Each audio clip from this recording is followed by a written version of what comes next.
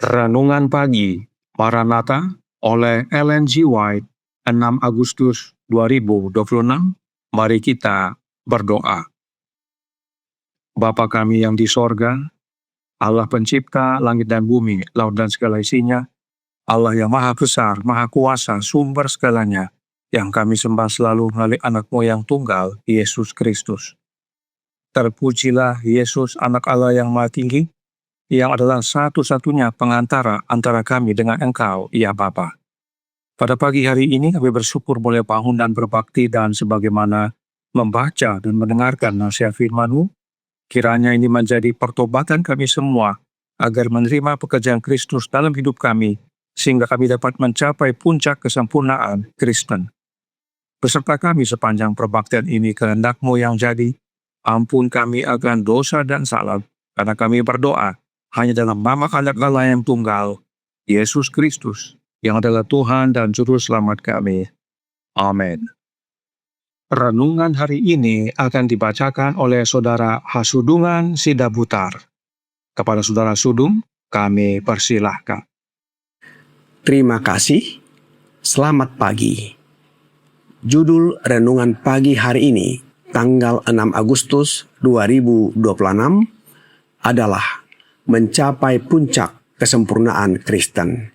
Ayat inti terdapat di dalam Efesus 3 ayat 20. Demikian firman Tuhan.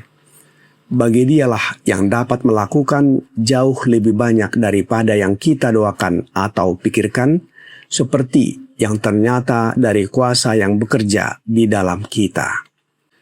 Jika engkau menjadikan Allah sebagai kekuatanmu, maka bahkan dalam keadaan paling mengecilkan hati sekalipun, engkau dapat mencapai tingginya dan luasnya kesempurnaan Kristen yang mungkin tidak pernah terpikirkan sebelumnya. Pikiranmu dapat ditinggikan, engkau memiliki aspirasi mulia, pengertian yang jelas akan kebenaran, serta tujuan hidup yang mengangkatmu di atas segala motif yang hina. Baik pikiran maupun tindakan diperlukan untuk mencapai kesempurnaan karakter. Saat berhubungan dengan dunia, berjagalah agar tidak terlalu mencari pujian manusia atau hidup demi pandangan mereka. Kembangkanlah kasih karunia, kerendahan hati, dan gantungkan jiwa yang tak berdaya kepada Kristus. Di tengah kebingungan dan pencobaan keramaian dunia, engkau tetap dapat menjaga kebebasan jiwa dengan manis sempurna. Jika setiap hari engkau bersekutu dengan Allah, engkau akan belajar menempatkan penilaiannya atas manusia, dan kewajiban untuk memberkati umat yang menderita akan disambut dengan sukacita. Engkau bukan milikmu sendiri. Tuhanmu memiliki hak kudus atas kasih yang tertinggi dan pelayanan terbaik dalam hidupmu. Ia berhak menggunakan tubuh dan rohmu sepenuhnya demi kehormatan dan kemuliaannya. Apapun salib yang harus engkau pikul, terimalah tanpa bersungut. Banyak orang hidup tanpa Allah dan tanpa pengharapan di dunia. Mereka bersalah, rusak, terikat oleh tipu daya iblis. Namun justru untuk merekalah Kristus datang dari sorga untuk menebus. Mereka adalah objek belas kasih, simpati, dan usaha tanpa lelah, sebab mereka berada di ambang kehancuran. Mereka menderita karena keinginan yang tak terpenuhi, nafsu yang kacau, dan tuduhan hati nurani mereka sendiri. Mereka sengsara dalam segala hal, kehilangan pegangan atas hidup ini, dan tanpa harapan akan hidup yang akan datang. Engkau memiliki ladang pelayanan yang penting, dan engkau harus aktif serta waspada, memberikan ketaatan yang ceria dan tanpa syarat kepada panggilan Sang Guru. Demikian bacaan renungan pagi hari ini. Terima kasih. Tuhan Yesus memberkati. Terima kasih atas penatalanan Saudara Sudung. Tuhan Yesus memberkati. Selamat pagi saudaraku dalam Tuhan. Renungan pagi hari ini berkata dalam Maranatha halaman 226 paragraf 2. Baik pikiran maupun tindakan diperlukan untuk mencapai kesempurnaan karakter. Untuk menolong memahami mengapa pikiran maupun tindakan diperlukan untuk mencapai kesempurnaan karakter, berikut beberapa penjelasan Roh Nubuat agar menjadi nasihat bagi kita semua. Surat yang nomor 6, 1899, paragraf 12 berkata, setiap orang Kristen harus berhati-hati agar tidak mencari-cari kesalahan orang lain dan dengan demikian menghancurkan pengaruh yang Allah ingin mereka pertahankan, agar mereka dapat menjadi berkat bagi umat-Nya.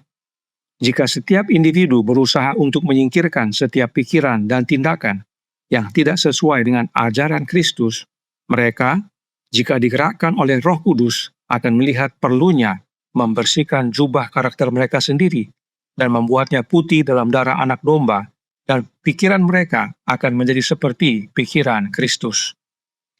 Mencari-cari kesalahan orang lain adalah wujud dari pikiran dan tindakan, dan itu akan menghancurkan pengaruh kita agar kita dapat menjadi berkat bagi sesama. Karenanya, supaya tidak mencari-cari kesalahan orang lain, bagian kita adalah periksa diri sendiri, sebab diri kita masing-masing perlu membersihkan jubah karakter kita masing-masing. Alkitab berkata dalam Matius 7 ayat 3-5 yang berbunyi, mengapakah engkau melihat selumbar di mata saudaramu, sedangkan balok di dalam matamu tidak engkau ketahui? Bagaimanakah engkau dapat berkata kepada saudaramu, biarlah aku mengeluarkan selumbar itu dari matamu, padahal ada balok di dalam matamu? Hai orang munafik, keluarkanlah dahulu balok dari matamu, maka engkau akan melihat dengan jelas untuk mengeluarkan selumbar itu dari mata saudaramu. Inilah bentuk dari pikiran dan tindakan manusia yang jatuh dalam dosa. Apa yang dipikirkan, itulah yang menuntun kepada tindakan. Kemudian, surat nomor 13 tahun 1897 paragraf 21 berkata, Allah akan mengizinkan kekecewaan datang untuk menguji dan membuktikan kita. Kesempurnaan karakter tidak dapat diperoleh tanpa ujian dan pembuktian dari Allah. Allah mengharuskan kita untuk mempraktekkan iman, agar iman ini dapat menghasilkan hasil yang dibutuhkan. Tetapi, kecuali jiwa kita dijaga terus-menerus, kesombongan akan menyelinap masuk. Pikiran akan muncul, kita akan membuat catatan yang tinggi. Kita akan meninggikan orang lain, padahal sebenarnya kita berencana untuk mendapatkan kemuliaan bagi diri kita sendiri.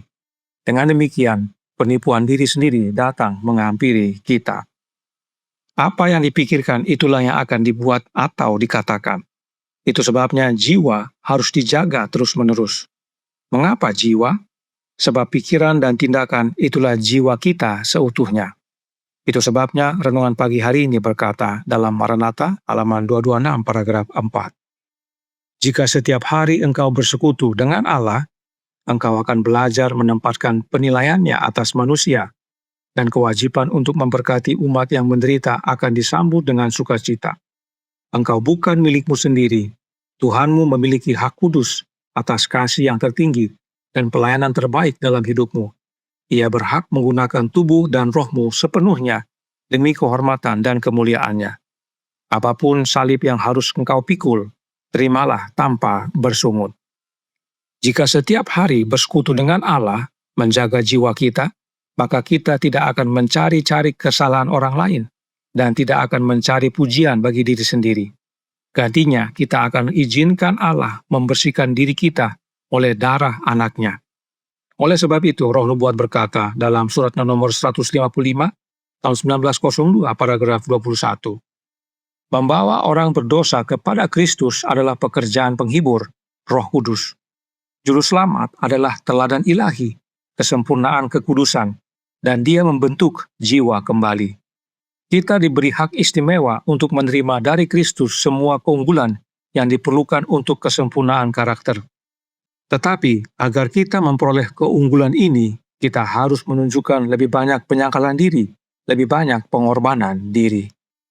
Untuk memiliki pikiran dan tindakan Kristen, kita harus lebih banyak sangkal diri dan pengorbanan diri.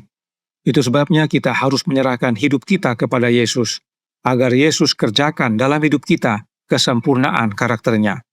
Sebab ingat tadi, renungan pagi hari ini berkata, engkau bukan milikmu sendiri, Tuhanmu memiliki hak kudus atas kasih yang tertinggi dan pelayanan terbaik dalam hidupmu. Ia berhak menggunakan tubuh dan rohmu sepenuhnya demi kehormatan dan kemuliaannya. Inilah pentingnya penyangkalan diri dan pengorbanan diri. Inilah pentingnya kita memahami hubungan, pikiran, dan tindakan dengan kesempurnaan karakter. Oleh sebab itu, Review and Herald tanggal 4 Juli tahun 1912 paragraf 1 berkata, Kristus datang ke dunia ini untuk menjalani hidup yang taat sepenuhnya kepada hukum-hukum kerajaan Allah. Ia datang untuk mengangkat dan memuliakan manusia, untuk mewujudkan kebenaran yang kekal bagi mereka. Ia datang sebagai saluran yang melaluinya kebenaran akan disampaikan. Di dalam Dia terdapat semua keunggulan yang diperlukan untuk kesempurnaan karakter yang mutlak. Kepada mereka yang menerima Dia, Ia memberikan kuasa untuk menjadi anak-anak Allah. Kristus melepaskan kepemimpinannya yang tinggi di istana surgawi dan menanggalkan jubah kerajaan dan mahkotanya. Ia membungkus keilahiannya dengan kemanusiaan. Ia menjadi miskin demi kita, agar oleh kemiskinannya manusia menjadi kaya dalam kemuliaan kekal, yaitu menerima kehidupan kekal dan hidup bersama Bapa dan Anaknya dan para malaikat di sorga. Inilah sebabnya kesempurnaan karakter adalah puncak kesempurnaan Kristen, sebab hasilnya adalah kehidupan kekal. Kiranya kebenaran ini menjadi pertobatan bagi kita semua. Tuhan memberkati, saya bawa dalam nama Yesus. Amin. Mari kita berdoa. Bapa kami yang di sorga, Allah pencipta langit dan bumi, laut dan segala isinya, Allah yang maha besar, maha kuasa, sumber segalanya, yang kami sembah selalu melalui anak-Mu yang tunggal, Yesus Kristus.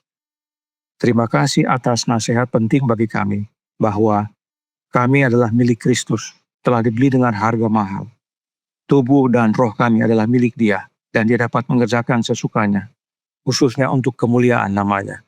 Dan itulah pekerjaan pembentukan karakter dalam hidup kami.